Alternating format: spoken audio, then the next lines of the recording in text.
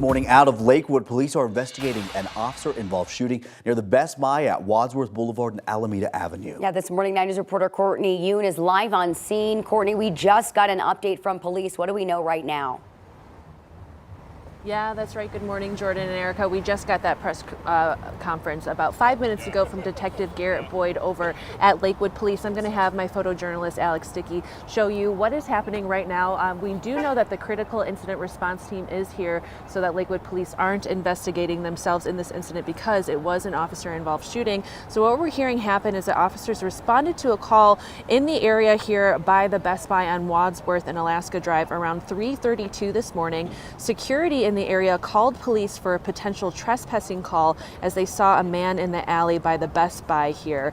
We have very few details of what happened when two Lakewood police officers arrived on scene, but what police are saying is that the subject showed the officers or displayed a weapon of some kind, and that is when officers fired at the subject. That person was taken to the hospital and has since died there at the hospital. We do know that the officers are okay, and again, that the critical incident response team is here on scene investigating. We don't have any much more details besides that. We don't know the name of the subject, what injuries that they sustained, but we do know that it was deadly, as they have confirmed that person has passed away from that incident that happened. But we do want to head over to our traffic anchor, Brianna Fernandez, to let us know a little bit about the traffic impacts here in this area. Brianna? Yeah, Courtney, thank you so much. Still a lot of questions with this investigation, and I was just noticing there from Courtney's live shot that you can see cars are moving through that area up and down Wadsworth where that investigation is taking place. So it's really those back roads that are going to be impacted. If you're heading to the Belmar Shopping Center, maybe you're doing some last minute shopping this morning,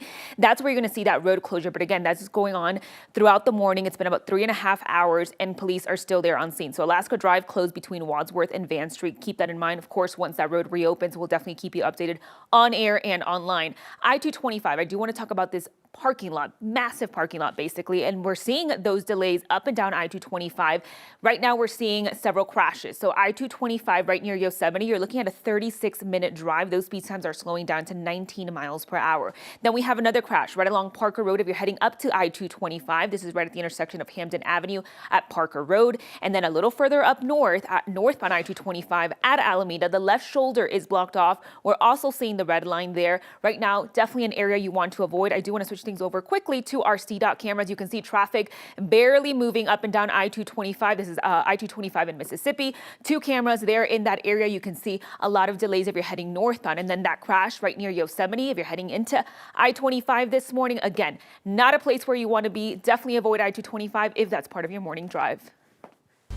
And weather-wise for today, we're talking about temperatures in the upper 20s right now in Denver. Those temps will get up into the 50s for us in Denver for today. So we got some pretty nice weather ahead for us on this Monday morning. Right now, that wind chill, not really much of a factor, and those mostly sunny skies we kind of get going here. You can just kind of see that sun glowing up there over the Rocky Mountains. My clicker is not advancing, but take my word for it. 54 today, mostly sunny skies. Then as we look ahead for the rest of the week, we could be actually near 60 for tomorrow. And next week is our next chance for snow. I'll have details on all that for you and a full look at that Broncos forecast for tonight coming up in your full forecast as well in just a couple minutes. All right, Chris, thank you.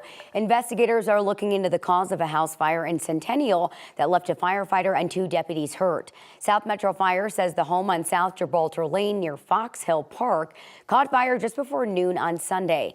Firefighters got everyone out safely. The agency says medics treated 2 deputies who rescued 2 minors from the backyard, and a firefighter was hospitalized. It's not clear how serious their injuries are.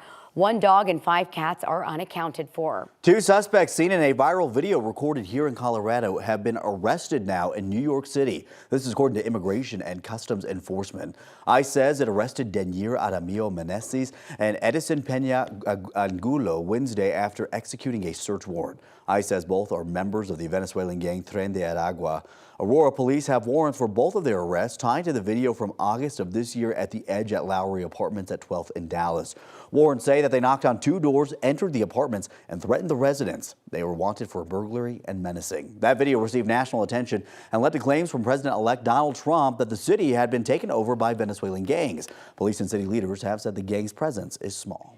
Brain injuries are often misunderstood or not recognized. That's also the case within correctional institutions, which is why a local nonprofit is screening certain inmates to identify brain injuries so they can help them receive the support that they need. A new grant is helping the Brain Injury Alliance of Colorado continue this work.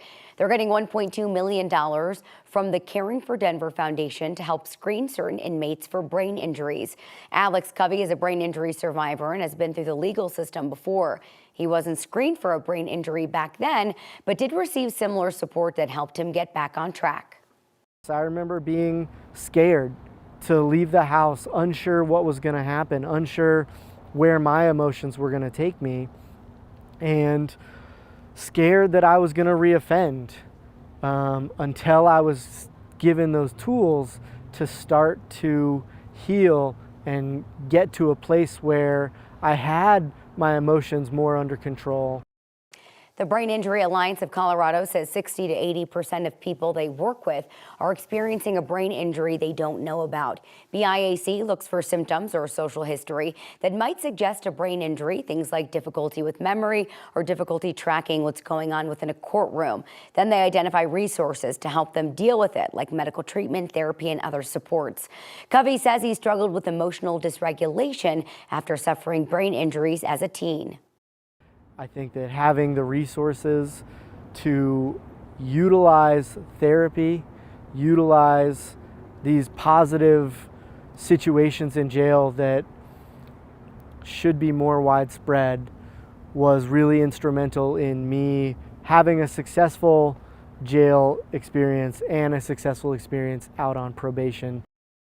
Sheriff Elias Diggins says not every inmate is screened for a brain injury in the Denver jail, but each one is screened for a mental health condition. He says they've been doing this work in the jail now for more than 10 years. Hunter Biden will not go to prison for either his felony, gun, or tax conviction. President Joe Biden pardoned his son after repeatedly saying that he would not. A federal court in Delaware convicted Hunter Biden in June of 3 felonies. Prosecutors say that Hunter lied on a form to buy a gun in 2018 when he claimed that he was not illegally using or addicted to drugs. He was supposed to stand trial in September in a separate case out of California, accusing him of failing to pay nearly $1.5 million in taxes. He pleaded guilty in that case. Hunter was set to be sentenced for both convictions later this month. In a statement, the president said he made the decision to pardon his son this weekend, and he claimed politics tainted the process, calling it a miscarriage of justice. The House task force investigating the assassination attempts on President-elect Donald Trump is set to hold its last hearing on Thursday. It marks the end of several months of work, with much of it being kept out of the public eye as this session of Congress nears its end. After the hearing, the bipartisan group of lawmakers will finalize their report and move to make it public. Trump is warning a group of countries that work together on economic and political issues not to create a new currency that would compete against the dollar. The so-called BRICS countries include Brazil, Russia, India, China, and South Africa. Brazil's president has proposed creating a common currency among BRICS nations over concern the U.S. dollar could fluctuate. But Trump is warning against that. He says those countries will face 100% tariffs if they do. Iran says it will support Syria's government after rebels launched a surprise offensive over the weekend, taking control of Syria's second largest city. This video, released by the Syrian volunteer group the White Helmets, shows crews putting out car fires in front of a university hospital, where they say 12 people were killed and 23 others were injured. The Syrian Observatory for Human Rights says at least 345 people have been killed, including 40 civilians during the fighting.